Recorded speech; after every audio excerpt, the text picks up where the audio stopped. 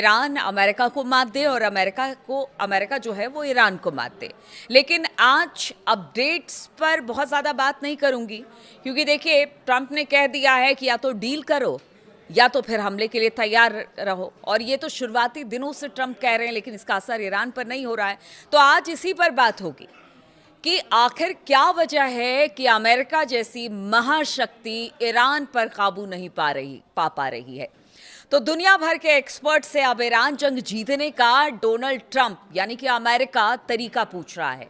और ये नौबत आखिर क्यों आई है, आखिर क्या वजह रही कि ईरान के साथ युद्ध छेड़कर ट्रंप और अमेरिका फंस चुका है। कहते हैं ना कि अभिमन्यु चक्रव्यूह में फंस चुका है। अमेरिका और ईरान का टकराव एक ऐसे मोड़ पर पहुंच गया है जहां दुनिया की सबसे बड़ी महाशक्ति खुद को एक कूटनीतिक और सैन्य चक्रव्यूह में फंसा हुआ महसूस कर रही है। अमेरिका ने ईरान पर दबाव बनाने के लिए कई हफ्तों तक भारी बमबारी की, हवाई हमले किए, लेकिन जमीनी हकीकत यह है कि लगातार हमलों के बावजूद ना तो हॉर्मुज स्ट्रेट का संकट पूरी तरह से खत्म हुआ और ना ही ईरान के परमाणु कार्यक्रम पर कोई ठोस समाधान निकल पाया। अब समझिए स्थिति ये हो गई है कि अमेरिका को सिर्फ हवाई हमलों के दम पर अपने लक्ष्य हासिल करना लगभग नामुमकिन लग रहा है।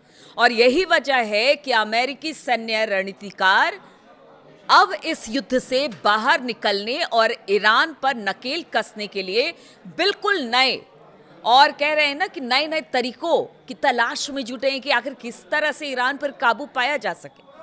CNN के एक रिपोर्ट के अनुसार सेंटकॉम के खुफिया अधिकारी ने मिलिट्री एनालिस्ट के एक बड़े समूह को ईमेल भेजा है और इसमें कहा गया है कि अमेरिका ईरान पर दबाव बनाने और उसे सजा देने के लिए नए नए तरीकों की तलाश कर रहे हैं। पेंटागन के एक्सपर्ट की ओर से इस तरह ईमेल भेजकर रणनीतियों के लिए क्राउड सोर्सिंग, ब्रेनस्टॉर्मिंग करना बेहद असामान्य है। एक जानकार सूत्र के मुताबिक ये साफ तौर पर दर्शाता है कि राष्ट्रपति डोनाल्ड ट्रंप के पास अब ईरान को अपनी शर्तों पर झुकाने के लिए बेहद कम विकल्प यानी कि सीमित विकल्प रह गए हैं।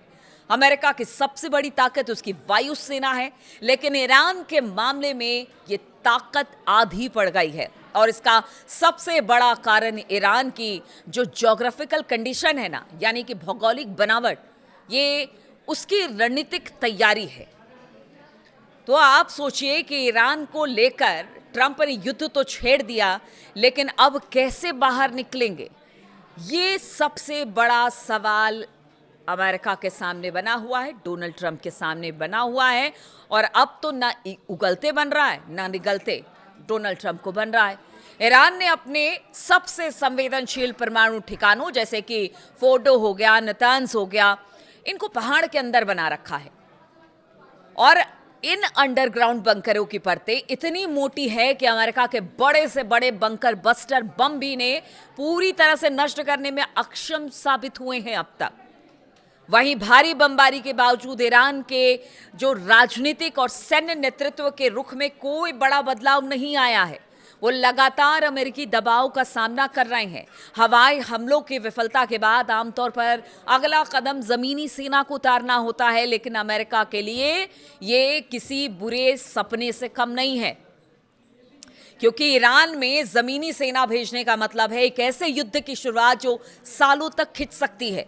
ईरान का जो पूरा ज्योग्राफिकल कंडीशन है, जो इराक या अफगानिस्तान से कहीं अधिक जटिल है, क्योंकि आप इराक में जिस तरह से अमेरिका ने घुसकर सद्दाम हुसैन को मारा, या अफगानिस्तान में जिस तरह से सालों साल उसने वहाँ पर एक तरह से काबिज रहे, लेकिन कहा जाता है कि ईरान में आप ये नहीं कर सकते। ईरान की जो ज्योग्राफिकल कंडीशन है वो इतनी टफ है कि वहाँ पर घुसना बड़ा मुश्किल है। एक तरफ कंक्रीट के पहाड़ हैं, दूसरी तरफ मरुस्थल है। आप समझिए कि उसके बाद समुद्र है, कहाँ आप किस तरह से आप अपने फौज को उतारेंगे, और फौज उतारेंगे तो जो कत्लेआम मचेगा फिर अमेरिका उसे कभी नहीं भूलेगा। तो यही सब है जटिल समस्याएं जो सबसे बड़ा इस वक्त तनाव दे रहा है डोनाल्ड ट्रंप को। और इस मौजूदा तनाव और छिटपुट सैन्य संघर्षों में जो अभी तक हुए हैं, ये जो सैन्य ठिकानों पर ईरान ने हमला किया, उसमें अभी तक 18 अमेरिकी सैनिक मारे जा चुके हैं, जो उनकी तरफ से आंकड़ा हुआ है, आंकड़ा आया है अमेरिका की तरफ से। 500 से अधिक सैनिक घायल हुए हैं इसमें। ट्रंप की राजनीतिक मजबूरी और चुनावी वादे भी एक बड़ा मुद्दा है राष्ट्रपति डोनाल्ड ट्रंप के सामने। ये जो संकट है केवल सैन्य नहीं है, बल्कि राजनीतिक तौर से भी बड़ा महत्वपूर्ण है, क्योंकि जब चुनाव में ट्रंप उतरे थे तो उन्होंने कहा था कि अमेरिकी जनता से वादा किया था कि वो अमेरिकी सैनिकों को विदेशी धरती पर चलने वाले लंबे युद्धों में नहीं झोंकेंगे। ऐसे में ट्रंप के सामने एक बड़ी चुनौती है कि उन्हें ईरान पर दबाव भी बनाए रखना है, ताकि वो परमाणु हथियार ना बना सके और हॉर्मुज स्ट्रेट से जहाज़ों को सुरक्षित आवाजाही करवा भी सके। लेकिन साथ ही उन्हें किसी बड़े ज़मीनी युद्ध में फंसने से भी बचना है। और यही वजह है, यही दुविधा है ट्रंप के सामने, जिसने अमेरिकी सेना को ये सोचने पर मजबूर कर दिया कि बिना गोली चलाए या बिना बड़ी सेना भेजे ईरान की कमर कैसे तोड़ी जाए। अब क्या हो सकता है और वो तरीके अलग अलग क्या है जिसे अमेरिका तलाश कर रहा है और लोगों से पूछ रहा है कि बताएं भला कैसे ईरान पर विजय पाया जाए। तो देखिए, सेंटकॉम नए तरीके खोज रहा है। ऐसे में अमेरिका इन 3 गैर परंपरागत रणनीतियों पर फोकस कर रहा है कि इतना जहां तक लड़ाई लड़े हैं वहां कुछ कुछ चीज़ों पर और एक्सपेरिमेंट कर लिया जाए, जिससे हो सकता है ईरान पर कब्जा किया जा सके। तो वो 3 जो विकल्प तलाश रहा है अमेरिका, वो क्या है? तो साइबर युद्ध। अमेरिका ईरान के महत्वपूर्ण इंफ्रास्ट्रक्चर को निशाना बना सकता है, जैसा कि रिपोर्ट में दावा किया गया है। वाटर सिस्टम और जो डीसैलिनेशन प्लांट है उनको, यानी कि वहाँ जो पानी को मीठा करते हैं, उस प्लांट्स पर साइबर अटैक करेगा अमेरिका। पहले ही युद्ध का एक नया मोर्चा ये बन चुका है, और अगर ऐसा होता है तो ये सोचिए कि लड़ाई और बड़ी हो सकती है। तो एक तरीका ये भी है कि उनके इंफ्रास्ट्रक्चर पर ईरान के हमला किया जाए, जैसा ट्रंप पहले भी कह चुके हैं। उसके अलावा जो पहले हमने देखा था किस तरह से अंदर खाने ईरान में विद्रोह हुआ, लोग सड़कों पर उतरे, तो उसको कोशिश होगी कि किसी तरह से उस विद्रोह को दोबारा उठाया जाए, उसको हवा दिया जाए। ईरान में महंगाई और आर्थिक संकट के कारण पहले से ही जनता में भारी जो आक्रोश है या फिर कह लीजिए गुस्सा है, उसको हवा दी जाए। न्यूयॉर्क पोस्ट की रिपोर्ट के अनुसार ईरान में विपक्षी गुट किसी भी वक्त एक नए जो राष्ट्रव्यापी विद्रोह की चेतावनी दे रहे हैं। कहीं ऐसा ना हो कि उसी को आधार बनाकर, उसी आंतरिक गुस्से को आधार बनाकर गुप्त तरीके से ईरानी सरकार को गिराने और कमजोर करने की कोशिश ट्रंप की होगी। और तीसरा, सख्त आर्थिक नाकेबंदी यानी सैंक्शंस लगाना। ईरान पर पहले ही बहुत सैंक्शंस लगा चुका है। अब तो ईरान ऐसा है ना, कहते हैं कि आप बहुत ज़्यादा कोई चीज़ करते हैं तो आप उस चीज़ से अभ्यस्त हो जाते हैं, यानी यूज्ड टू हो जाते हैं। निकी हेली और अन्य अमेरिकी एक्सपर्ट का मानना है कि ईरान को रोकने का एकमात्र तरीका है उसकी फंडिंग के सभी रास्ते पूरी तरह से बंद कर दिए जाए। और ये कोई पहला मामला नहीं है कि वो अमेरिका ने या ईयू ने या फिर बाकी देशों ने उस पर सैंक्शन ना लगाए हो। इसके बावजूद ईरान सस्टेन कर रहा है, उससे लगातार लड़ रहा है, लगातार जवाब दे रहा है। और आप सोचिए कि ट्रंप की नाक में दम कर रखा है उसने। तो क्या अफगानिस्तान और इराक वाला हाल यहाँ पर होगा? क्या मतलब युद्ध लंबा तो चलेगा। अफगानिस्तान में हमने देखा किस तरह से वहाँ पर इतने साल रहने के बाद अमेरिकी फौजी वापस लौटी। तो क्या उसी तरह से ये युद्ध भी लंबा खिंचेगा? लेकिन अगर ये लंबा खिंचेगा तो आप समझिए कि ये ट्रंप के कार्यकाल के लिए एक बदनुमा दाग ही रह जाएगा, जिसे जो कहते हैं ना कि एक पेंडोरा बॉक्स खोल दिया और फिर वो बंद कैसे होगा वो कोई नहीं जानता।